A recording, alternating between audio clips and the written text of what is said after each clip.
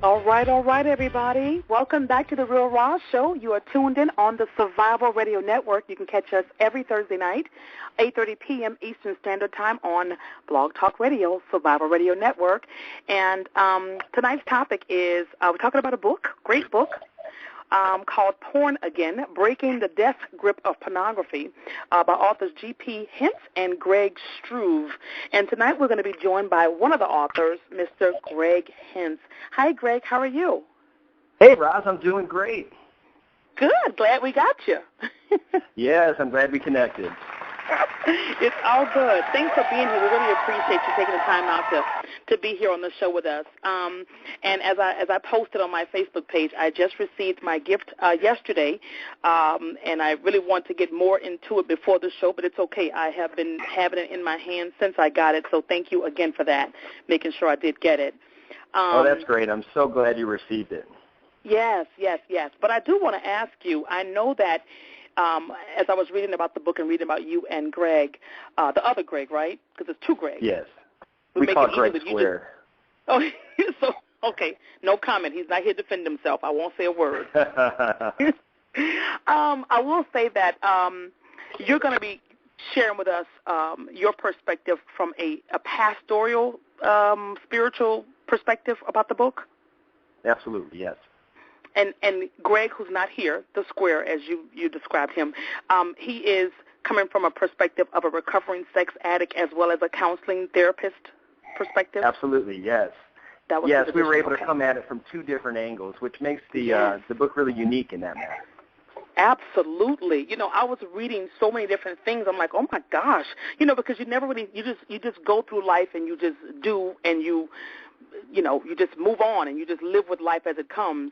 But there's so much more than just going through the motions of life and letting things happen when you really think about it, how it affects you mentally. And it can absolutely you know what I'm change saying? you. Exactly right. Oh my gosh. I mean, I didn't even, because we all have our own perspective on what porn is to us and how, whether it's bad, nasty, dirty, and there's the biblical standpoint and our own personal views. And I'm thinking, death grip. I never thought of pornography as having a death grip. And my question to you is, we're not saying that every time or every person that happens to venture off and to look at a pornographic film or a pornographic magazine that it's an addiction that's going to happen because of that, or it's a possibility of addiction happening. Right, it's definitely a possibility. And we use that word death grip because so many people, when they go down that rabbit hole and allow themselves to continue to venture down, they feel like there's no breaking free. There's no way to get free from this thing. So it really does feel like a death grip because so many people don't want it anymore but can't let it go. Really? Wow. Now, there are some, and like I said, I haven't gotten that far to the back of the book, but and I don't want you to give away the whole book without people going out and buying the book because it's a great read, I'll tell you. But is there some steps to take? I mean, would counseling be the way? Suppose someone has an addiction to pornography. Now, let's first go back to describing what addiction to pornography really is. Yeah, that's great, Roz, because, any kind of addiction, we can really be addicted to anything. But I say addiction comes in when you don't want it, you don't want to do this behavior, you don't want to do this thing, but you find yourself continuing to get drawn to this thing and going down this road that you no longer want to go. When this thing begins to steal your attention, your time, your energy, it begins to steal your focus, then you're really in a danger zone of addiction there. Wow. I was reading that, the human development, that like watching pornography, it impacts your relationship and your needs, your wants. It almost kind of like your first experience in life sexually kind of impacts your needs, wants, and your purposes, and that can change over time with more experiences. Right. And the thing that happens with porn is that porn can actually change you. It can change your mind, change you physiologically. Those things that would interest you maybe at one time never would, but now they do because you've been exposed to this thing. It sort of opens up a Pandora's box for you. Yes, it does. Wow. And, we all have a wide array of friends, and I have a few friends who have shared with me their husbands that have been overseas or has been in the military for some degree of time, not just, and I'm not singling out just men from the military, I'm just saying who have traveled and been exposed, whether it be to porn or just experiences, sometimes they can bring those experiences, and a lot of them are just pornographic experiences, that's what I was shared, that they can be almost sometimes unhealthy and unrealistic. And who defines what realistic is? Is that realistic is what you want in your life, or if you're expecting your partner to be just like a porn star that you see in the movie, is that unrealistic for him to want that from his spouse or his partner? Well, the interesting thing that they talk about now when it comes to pornography is the most unrealistic thing around. I mean, from the way that people act to the things that are done. I mean, if you were to actually be on the scene of pornography being taking place, it's one of the most unromantic, kind of things that you could possibly think of. It becomes machinery. It becomes just getting a job done. And that's far from the purpose of sexuality in our lives. Exactly.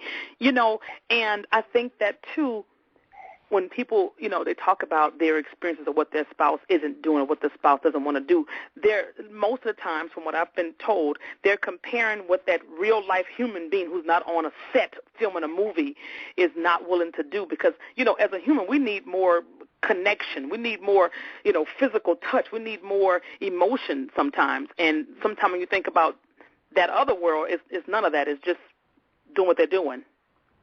Exactly, and there's no connection there. I use this example in this book when I was in Africa and we were out in safari, and I remember just coming and there were these baboons that were out, and there was this one baboon and this daddy baboon he just grabbed this monkey and just started having sex with it, and it squealed to the point where it got away. So what did he do? He just reached out and grabbed another monkey and started having sex with it. Wow. And I remember watching this in the animal kingdom and thinking to myself, what is taking place? But I realized that's how porn is. Porn is just that same idea. I'm going to take this, I'm going to get what I can out of it until it doesn't do anything for me anymore. Then I'm going to move to the next photo, the next movie, the next website. And I'm going to continue going through this until I get satisfied. Wow. Cool. I got to tell you, when I first heard the actress Halle Berry speaking about her, I think her husband, he was married, his name was Eric Benet, and a part of the discussion when the marriage was ending was him having a sex addiction. And I had never, and I wasn't a little girl, I had never heard of someone being a sex addict. I'm like, sex addict? When I think of the word addiction, addict, I don't, when I think about sex and addict, I'm thinking, okay, so somebody likes to do it a lot. Does that make him an addict? But I guess if you're doing it a lot, explain what a sex addict is, because I was a little bit shocked when I'm thinking a sex addict, is that a cop-out because he got busted cheating? Or really, are there sex addicts out there? Absolutely, there is. And there is sex addiction. And it takes you can go lots of different ways when it comes to addiction. Some people may be addicted to actually having sex with multiple people. I mean, you recently saw the Tiger Woods story that came out and what he had experienced in his life. And you have some people that are addicted maybe to pornography, where they can't break free from that, and they find that to be an all-consuming thing in their life. And so there are all these different ways that people can get addicted when it comes to sex in their lives. Wow. Wow. Now, let me ask you, too, when you and Greg decided to write this book, what was your goal? What did you want the readers to take from this book? What was the message? Well, as we were out there looking around at what was on the market, there was really nothing that dealt with pornography in such a way that it was for the average Joe, like it was just for the regular person to read. There was a lot of stuff out there, but it was like real therapeutic in nature, doctorly, lots of really big words, and maybe things that were really dry and boring. And then there were other things that dealt with sexual purity, but it was a really broad stroke. And so they talked about a lot of different areas. But we really saw an area of specifically pornography needed to be discussed and talked about, and easy action steps to find freedom. And so when we couldn't find anything to really help some of the people that were coming into our lives, we said, you know what, let's write it ourselves. Let's put something out there that can really practically help people. And that's one of the nice things about the book, because as you saw, as I saw your comment on Facebook, is that once you get started, it's hard to put it down. It really is a page turner, keeps you going. And that's really because Greg Struvey was able to take a lot of his stories that he's had over the years and experiences and sort of we weave them right in. And so it's the good, the bad, and the ugly. There's victories in there, and there's some horrible defeats, but they're real stories from real people just like you and I. Very good. Great job. I got to tell you, like I said, it's been easy. It's like you said, not so technical, not so therapeutic in a medical terminology, but just keeping it real. Like there was one little section in here where he said, "What floats your boat," as opposed to the other terminology that was used, and it was kind of a good comparison. So I'll be like, "Oh, okay, that makes sense." So yeah, very good job on what you've got done together. So I appreciate that. Let me ask you a question. When you think about the church. Okay, infidelities, not just in the church, but just in relationship. How much does, let me see, what's the question? How much does pornography have, what role does it play in infidelity, whether it be you're in the church? Because I know in the church sometimes a lot of churches don't talk about pornography or talk about infidelities, because half the time, the head of the church is the one doing all the cheating. And anyway, I don't want to go there, but I just want to find out from you, from your research and your stats on writing your book, what did you find the number was with pornography as it relates to infidelity in relationships? We read a lot about that. There's been a lot of different studies. One of the most intriguing ones for me was they did a study on actual divorce paperwork. And it's reached to the place where I think it's about, don't quote me, but I'd say around 65% of divorces somehow are communicating about some kind of relationship or pornography, something that's taking place on the computer. So we're finding out that relationships and things and activities that are done on the computer are really associating themselves specifically with divorce and tearing apart at marriages and relationships today. Wow. It's almost like you said, it's like a Pandora's box. I mean, it's like, how do you get out of the hole? And you brought up a good word when you said, like, talking about the arousal and what floats your boat. And this, for me, there's a couple things that are really scary about porn, but this is one that's right at the top of my list, because all of us, we have a thing called the arousal template. And the arousal template is that thing that floats your boat. Normally linked with your first sexual experience, but that thing that is, sort of gets you going. And the way that porn sites online are designed, so there's all kinds of free porn out there. You can just get on and, I say it's like stumbling over pebbles in a rock quarry. It's out there, right? It'll find you if you don't find it.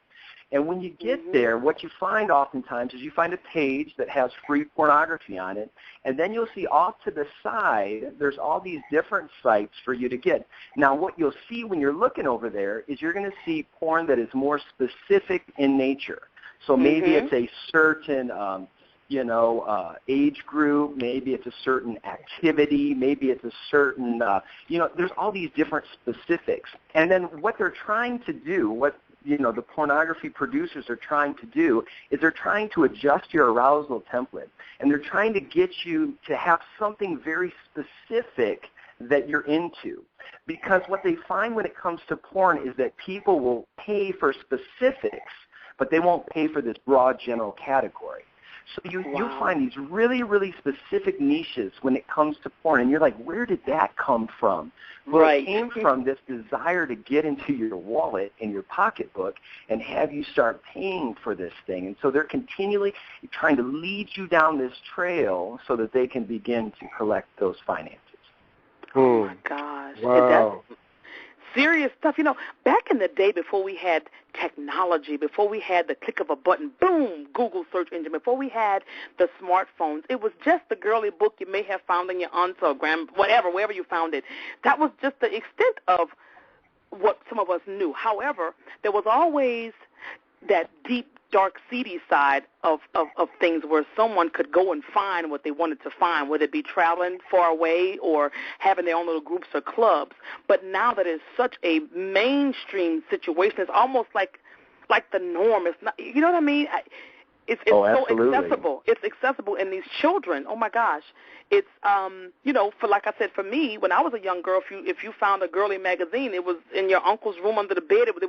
That was it. There was no computer in your room to look at it all day and night long if you wanted to. So right. I'm wondering, because it's such an accessible, place to get it, it's easy. I wonder if the accessibility of it has affected or increased the number of sexual assaults or sexual crimes. I'm sure, because if you were just thinking about this on your own and keeping this hidden inside, and you could click a button and there's more people like you, and it's like feeding that sleeping monster. It's like it awakens it. Absolutely. And what that does, eventually you're going to reach the place where you want to do that thing which you're seeing. That's and correct. So that's really scary, because what you're seeing now is that you're seeing pornography that is based on rape, that is based on abuse, that is based on killing people, that is based on hurting children. And you're finding these things beginning to go out there, and what's going to be where that's leading is that activity in the hearts of the people actually acting out that which they already saw online. Wow. Wow. Oh man. That's deep. But here's my question. How do you know whether or not, like I said, because sometimes as a couple, you have your own little kinks or whatever you play with with your spouse or your partner. That's personal. But how do you know what happens if both people in a relationship or a married couple, suppose they both enjoy watching porn together, and then they know when to include it into their life when they want to both look at it, and then when they don't, they don't. Is that a dangerous thing to do? Is that a big no-no, or is it just as long as it's two consenting adults and it doesn't interfere in a negative way in your life, otherwise it's okay? I think when you begin to understand how your brain actually is rewired, and your brain actually changes when we allow porn into our lives, and so we actually become sort of different individuals when that happens. And so when we understand that in a relationship, that now that changes everything about our relationship. There was this doctor, I think his name was Dr. Norman Deutsch, and he wrote a book, the book was called The Brain That Changes Itself. And in that book, he actually talks about how porn causes rewiring of the neural circuits. And like he talks about men viewing internet pornography, and he says the men looked uncannily like rats pushing the levers in like a Skinner experiment. He said, like the addicted rats, the men were desperately seeking their next fix, clicking the mouse just as the rats pushed the lever. And so it's one of those things where when you begin to understand how you're changed, physiologically you're changed, relationally you're changed, because you wouldn't invite these men and women into your bedroom with you, but you'll invite them onto your computer screen. But we know those things that we let into our eyes, it's just like we're letting them into our life, that is going to change the dynamic of the relationship. And the reality, if my spouse is lusting after someone on a computer screen, there's a good chance she's going to be lusting after someone when we go out to eat, or she'll be lusting after someone that she sees out on the street, because that thing called lust becomes a normal thing that we're doing. And when we endorse that as a couple together, I think that relationship is headed for some rocky waters. Wow. Well, I have boy. I really when I think of addictions, okay, in general, right? When I think of addictions, I think of there is usually always a lack of something, or there's a misrepresentation of something, or a misconception of something, or misunderstanding, or people are greatly misled about something.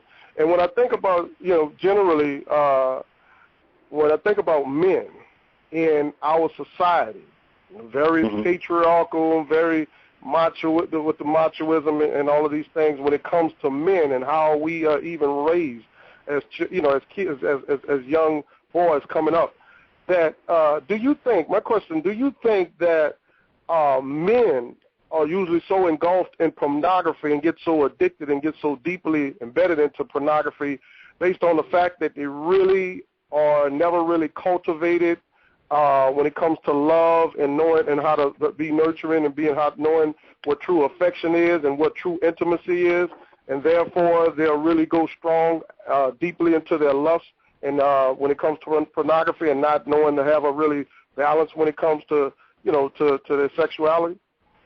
Absolutely. I mean, just look at our culture and where we are. I mean, we're in a culture where women are truly meant to be seen as objects, not as wonderful human beings, but as something to be had. I mean, even when you think about how you communicate, did you score last night? You know, that idea of, are you winning something over on somebody else? This idea that, you know, they're there to serve you, and then when they're done, they can go, and then you'll go on to the next one. And I think that the scary and sad part for me is that this is actually endorsed and almost feel like people are getting a pat on the back for treating women in this way. In a culture where we are so far in so many areas, yet sometimes we seem to be moving back relationally when we begin to treat women as less or as something for us to own or as property for us to have. And pornography is just helping to cultivate that idea inside of our culture. Wow. You know, you said a lot right there. And here's the thing, Ray, that's perpetuated through religion, if we really want to be honest about it, even from a biblical standpoint. I mean, look from the Old Testament all the way to the New. I mean, let's be honest about that. And even when it comes to a lot of religious leaders in the day, and I'm not trying to pick on anyone in particular or anything of that sort or point out any particular religion but let's be honest about it. It's even perpetuated in that behavior is really perpetuated in through religion and religious leaders. And so, again, you know, how do we really deal with it when it comes to, again, people understanding what intimacy and love and affection and all of these things are about when these things are glamorized and glorified through pretty much on all different arenas in society? I mean, how do you get to the root of that? Right. For me, being a Christian, I really come back to the words of Jesus, and he made it really plain for us, and I think it applies in everything. It says, you know, how are we supposed to treat those people around us? You know, love your neighbor as yourself. The first one, love God with your heart, mind, soul, and strength, and love your neighbor as yourself. And when I'm looking at a woman and I'm treating her the way that I would want to be treated, I'm going to treat her with love and respect, and I'm going to treat her the way that she deserves to be treated. I was just talking with someone this week who was having a hard time, you know, communicating with his wife in a respectful way. And I told him, I said, you know, when you talk to your wife like that, I want you to think about who's going to marry your daughter. And do you want that person talking to your daughter the way that you're talking to your spouse? And immediately you could see a light bulb went off, because when we begin to look at things through that perspective, it changes everything. Wow. Cool. You're right. Another perspective, taking you outside of where you are and looking at another whole total perspective. Let me ask you, the book. How did your congregation? How did they receive your book? Yeah, it's great. Yeah, I'm a church planner, so we planted a church 5 years ago in my community, and it's great because we've sort of built a culture based on dealing with tough issues, saying, you know, we're not going to pretend that things out there aren't affecting our world and our culture. We got to talk about them because everybody else is talking about them, but they're just talking about them in a different way. And we believe God has a perspective or wisdom, let's say, for us about every area of life, including pornography. So, you know, we have a wonderful congregation, and they were very supportive and have just loved the doors that have opened, the lives that have been saved and changed and touched because of the book, and they're really excited about how it's going to continue to impact people. Oh, that's beautiful. Very good. I just want to, because, you know, we all have our own way of what we see at church as, and what we want to learn from church, what we want to get from church, and how we want to talk about certain things, and not certain things are off limits. So that's a beautiful thing that you, like you said, you've created that culture, which is good. Well, and what you just said is one of the reasons even why we had to write it, because the church was just silent. And I remember I watched a stat, Church Mag put out statistics on pornography, and one of those statistics said that 1 out of every 2 pastors regularly is looking at pornography. Wow. And I said, if 1 out of every 2, 50% of the pastors that fill the churches in our country are regularly looking at pornography, this is a subject that needs to be discussed. It needs to be talked about, especially in the church. Because, you know, deep down, if someone's hooked on pornography, they don't want to be there. They don't want to be addicted. They don't want to be stuck. They feel stuck, but then there's so much shame associated with being stuck. And then being in church, being a church leader, who are you supposed to go to try to find freedom? If everyone's going to look at you like you're in this place of great sin, but the reality is sin, and someone's stuck, and our job is to throw out a life preserver to save them, not to push them out or look down on them, point but the to finger, give them no, the grace because we can't that do that. Jesus had. Absolutely. Wow, that's good stuff. Because I was reading, what we feed our minds, it really shapes our perceptions, and our perceptions is what shapes our reality. And it could be this two people in a room with the same experience, but it's going to be, the same thing could happen to them both, but it can be explained and dealt with differently just on who they are and their perceptions of what their reality is. So when you think about pornography and other things that we put into our mind, just like television, the wrong stuff on television for the children, what they see, just perfect example, reality TV. Now, there's a whole slew of reality shows out there. There's some that if you look at it long enough, you'll believe that is the way to behave, and you know better. But if you keep watching this over and over, and you get caught in that situation, you acting a fool and kicking a table over at lunch because somebody said something wrong at you, that's just the way you've been seen. You've been seeing that, and you think, okay, that's okay. No, it's not okay. You know better. Just because you see it on TV, it doesn't make it right. And it's what you feed your mind. And just like you're saying, we begin to believe that that's true. Right? I mean, we watch reality TV, and, well, this must be how life is. And when we see pornography, we think that this must be some kind of great life. And we talk about some stories in the book about how people get involved in pornography. It's not because it's this great life decision that they made. A lot of times it's linked with abuse. A lot of times it's linked with addiction. A lot of times it ends in suicide. I mean, the stories that come up of these women or men that find themselves stuck in this place and can't break free, it's as tragic as those that are hooked watching. Wow. Brian, you spoke about something a few minutes ago about young boys. I want to ask this to both of you gentlemen. When it comes to porn and young boys, young men, is that like a path that every young boy is going to look at some porn or look at the magazine or some porn on television or computer? Is that something that all young boys do, or you know what I'm saying? I don't really know. I'm not a male, but just curious because, and the reason why I'm asking that question is because I know that some men they place a lot of value on sex and their what they are like and all that other stuff, and they don't feel like if they are performing or that's all they are is what they are as a sex object. If something's wrong with them sexually, they can't perform for a medical issue or medication or whatever, they are no longer feeling that they're good enough to be a partner because they can't perform sexually. And I'm thinking, what makes them think that they're not a whole person that is valued and loved and appreciated, that it's only about if he can perform sexually? And I'm just wondering if that is something that happened because you're young and you hear all your uncles talking about what you should do and how much you should get, and who knows what you heard as a little boy. But I'm wondering if this early exposure to porn, whether it be the magazines or the videotapes or whatever is on the Internet, if that has an effect on how the men, some of them, the value they place on their sexuality. Yeah. Well, the average age of first exposure to porn right now is 9. Oh. Now, 9 years old, so that's your average first exposure for a child to see pornography. At 9 years old, now mind you, if it's 9, that's the average, half of them were before the age of 9. So we're looking at half of the people that are exposed to pornography are exposed before the age of 9 years old. Now, they're not looking for it. It finds them. Maybe they're on Google searching something, they're searching images, next thing you know, porn comes up. Now, there's steps that you can take to protect your family, but the reality is eventually they're going to see it.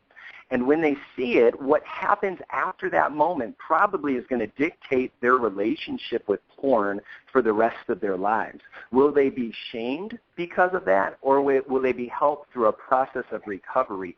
Our reaction as leaders, as parents, as grandparents in their life may dictate their relationship with porn for the rest of their life. Okay. Wow, Brian? Wow, yeah, well, yeah, definitely. And the thing of it is, you have different factors when you look at young men. You look at young boys, and when they're growing up through puberty and all of those things.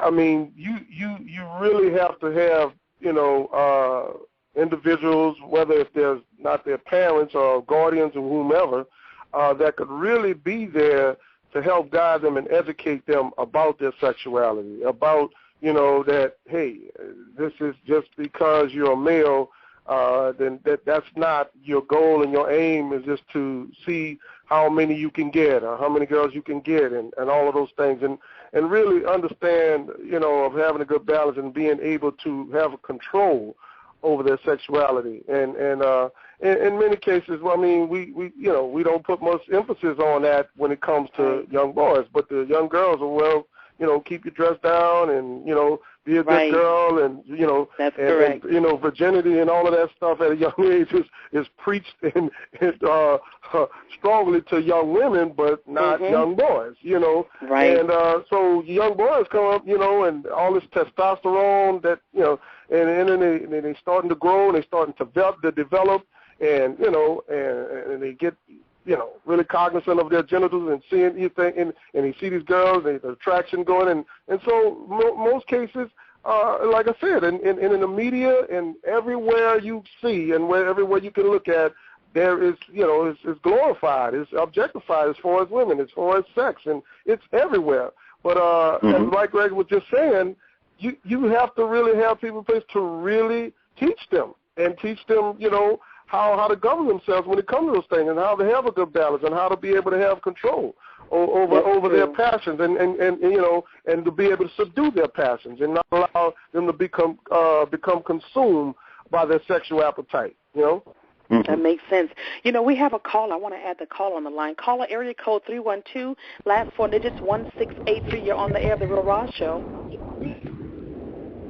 Yes, I was just listening to you guys talk about when they're younger, and I was thinking about an incident when my son was 5, laying up in my bed watching cartoon with his hands in his pants, and I didn't know. I wanted to be careful how I dealt with it because I didn't want to give him a complex. Right. So I told him, you can do what you want because that's your body, but you're going to take it to your room and not lay up in mommy's bed and do that. And he made the comment. My sister was saying, you should be doing that. And he said, if you had one, you would do it too. And now he figured this out at 5 to say, if you had one, you would do it too. Wow. Yeah, he was exploring. And, that goes back to how you were raised. Some people, from the way they were raised or whatever the beliefs are in the household, touching yourself or exploring your own body is a bad thing. So there's some adults who are hoping that their partner can show them about their own body because they're not allowed to touch it. So right. Well, I didn't want to give him that complex, so I let him, but he just wasn't going to do it in my room.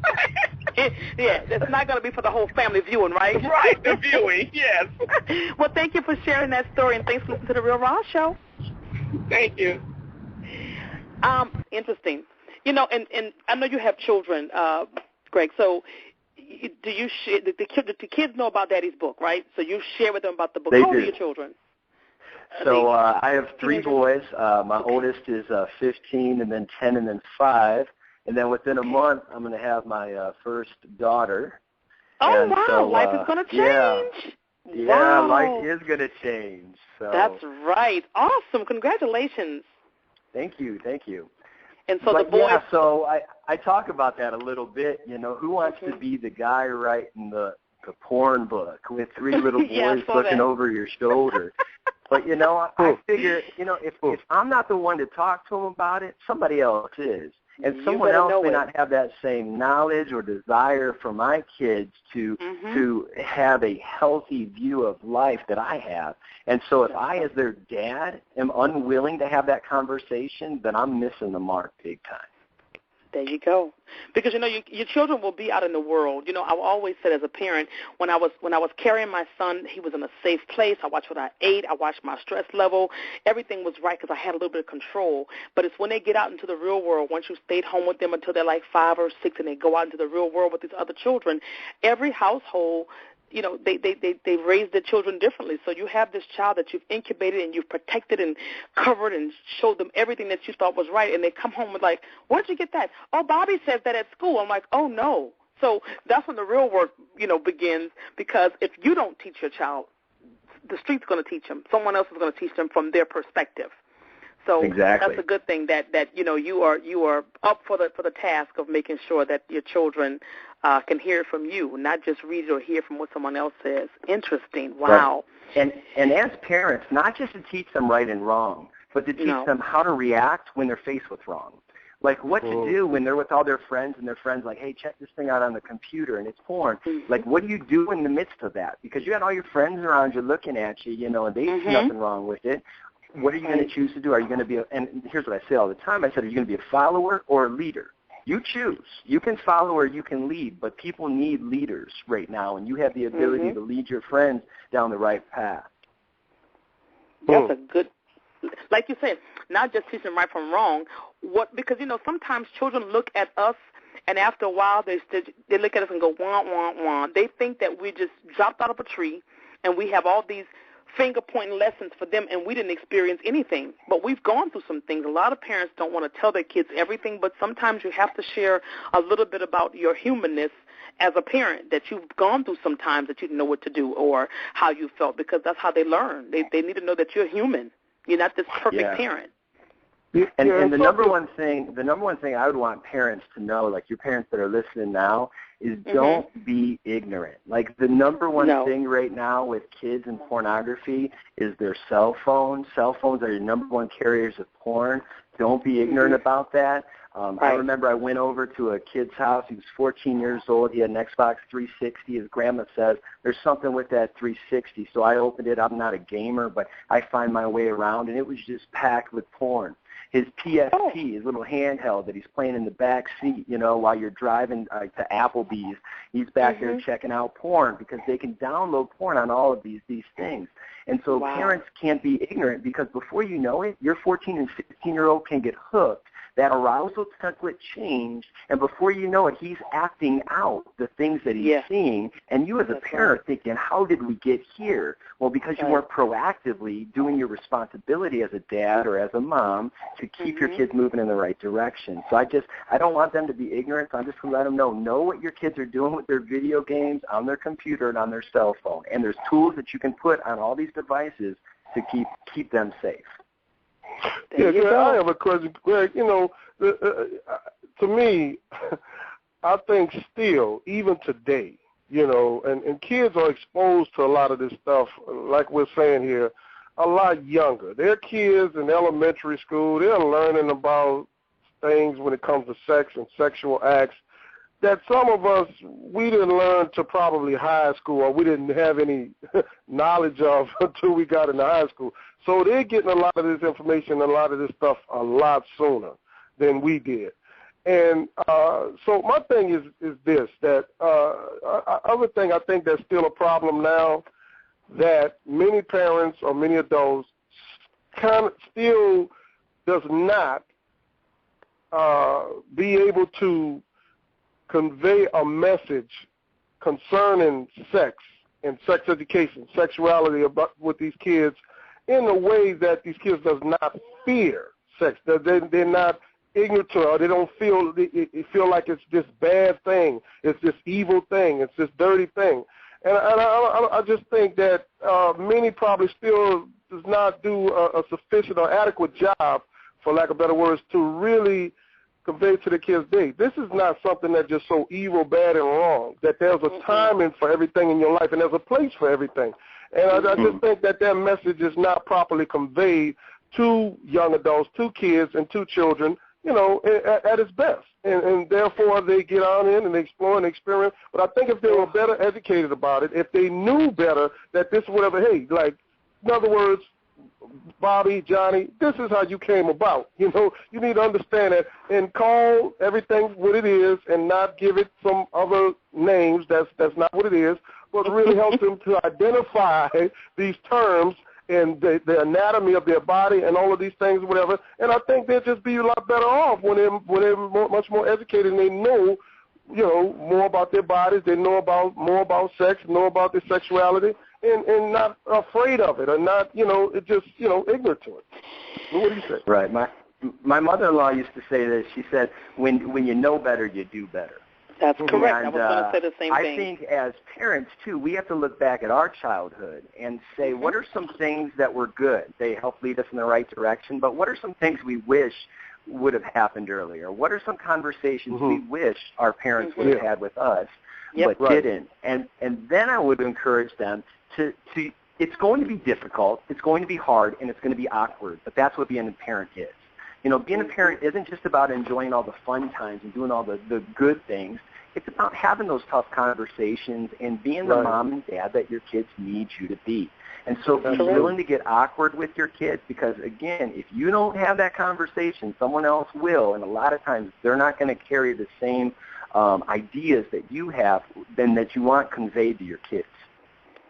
You're right. And like you said, you know better, you do better. It's unfortunate because the children, they don't have any control over what their parents know or even can share with them. And unfortunately, some of the parents, once again, it's the cycle of so many of my girlfriends would come to my house on the regular because my mom was one of those moms that kept it real. My mom talked about everything with her 3 girls because we were 3 girls, and she was very, very blunt, almost too blunt, but I got to tell you, I appreciate her frankness. She was blunt, and she didn't have any secrets from her girls, and it gave us such confidence in who we were and what our bodies were and what to do and what not to do, because Mom was a single parent of 3 girls, and the whole neighborhood swore that Doris's 3 girls were going to be pregnant really quick because their mom didn't have a husband at home. Well, let me tell you, it was the total opposite.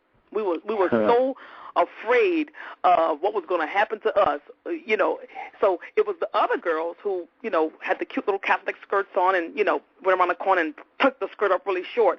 But they thought that Doris's daughters were going to have babies early on as teenagers, but neither one of us did that because of the way she taught us. She was really real. No ruffles, no feathers. It was just, hey, listen, this is the story. This is how it went, and you're here. And I appreciate that about her. And so many more parents, they just don't, they're uncomfortable talking about certain things, especially sexuality with their girls. Some girls don't even know about their menstrual cycles because the parents never said anything to their girls. I don't even understand that, but it happens. Yeah, and I tell parents, you gotta know how you communicate. For me, with my 15-year-old, when we had the sex talk, I sat him down in Denny's with a laptop computer and did a PowerPoint presentation. So, but that's me. That's how I communicate. So it worked well for us to have that moment together. And so I tell parents, maybe it's just going out and doing an activity with your kids shoulder to shoulder and talking to them.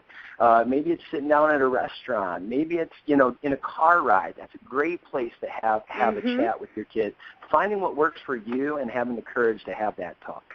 There you go. I have a quick question. I'm sorry, Roz. I have a quick question, Ray. No, go ahead. Do you think that the church in itself could do a much better job, not only with the youth and children, but all the young adults, but also with adults who still are confused about their sexuality and think it's just this such bad, evil, nasty, dirty thing, and that they could even do a better job of really educating their people or the parishioners more about sexuality and getting a better understanding of what that is, what it's about. I absolutely do. I believe Jesus has the answer for everything, and I believe that we as the church are the messengers of Jesus. And so absolutely we do, but as churches or as church leaders, what we have to do is we have to begin to cultivate a culture where you can talk about things like this.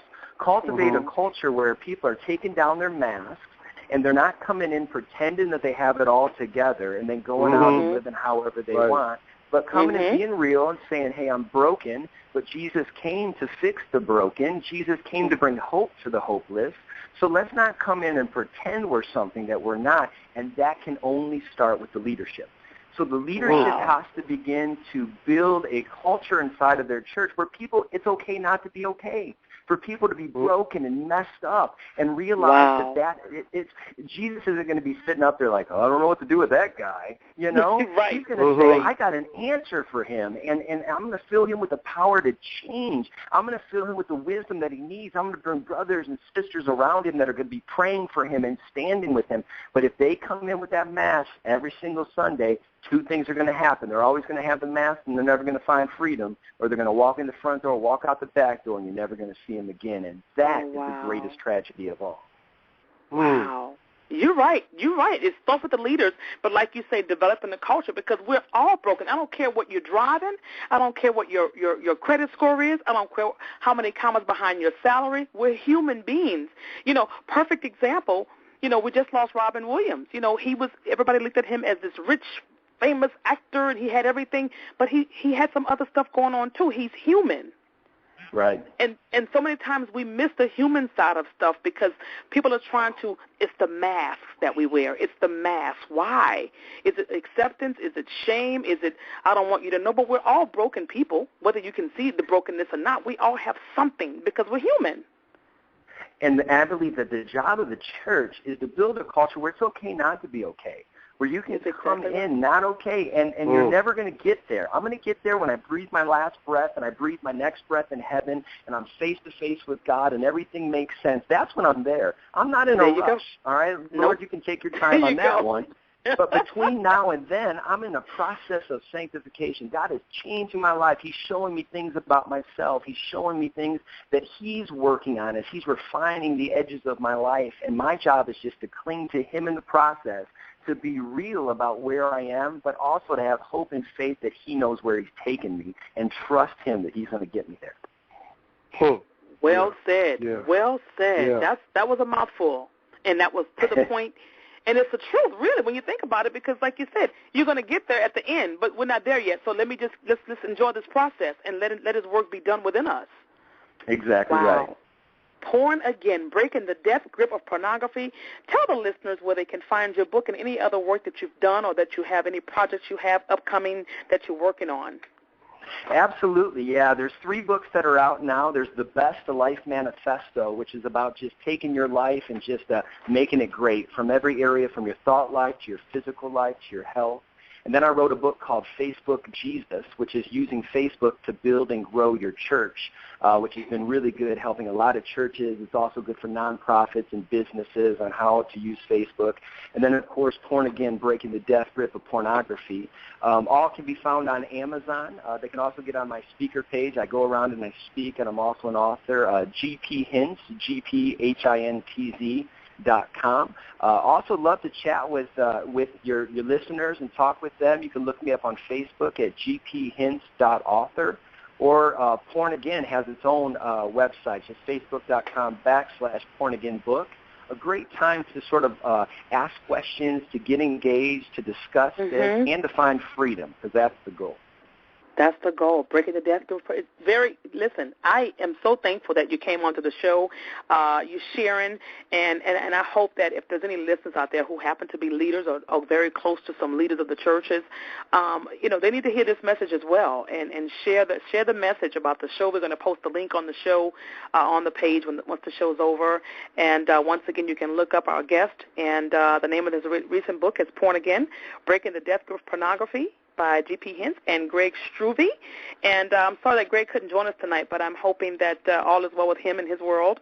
And if you have any other new projects coming out, please make sure you reach out to me. We'd love to make sure you get back on the show again. I sure will, Roz. It was an absolute pleasure to chat with you, and I look forward to talking again real soon. Thank you. And for the listeners, if you missed the first announcement I made at the beginning of the show, I want to share with you guys to visit our website at www.survivalradionetwork.us and purchase your Survival Radio Network T-shirt. It's only $20. You have a choice of 3 different colors. Take a selfie in it, post it, and the proceeds are going to go towards supporting our Helping the Kids cause. So please join on the Selfie Hall of Famer, and you can be on our website. Once again, it's only $20 for the T-shirt. You have 3 colors, and you go to our website at www.survivalradionetwork.us and make your purchase. And if you're on the line, we have a few more minutes left. If you have a question for our guest, please press 1. Be more than happy to chat with you and get your question or comment on the show. And if not, he has shared with you how you can find his work and communicate with him on his Facebook and his website as well. We thank you so much for this evening, and we're going to be in touch. I appreciate my book, and once I complete this book, I will update you on what I felt when I finished the book, on the message I got from it.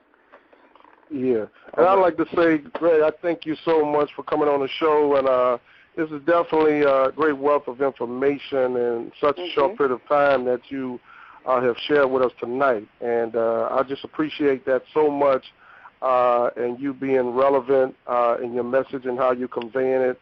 And the book in itself, the title itself is very catchy, and like I said, I just see a lot of things opening up from this, and people being able to have those dialogues. And as you said earlier, so well articulated, that those cultures, I believe, that are going to be formed within the church and within these organizations, that people could not feel so ashamed and not be afraid to come forth and be able to have the good discussions and dialogue and really get educated and get a better understanding of what's going on here and what's the root of these things and how to be able to deal with it and take a really good approach to really getting folks healed and getting delivered from this addiction. Yeah, I have this wonderful picture. I could see just churches all over the country, like, there's men's ministries in all these churches.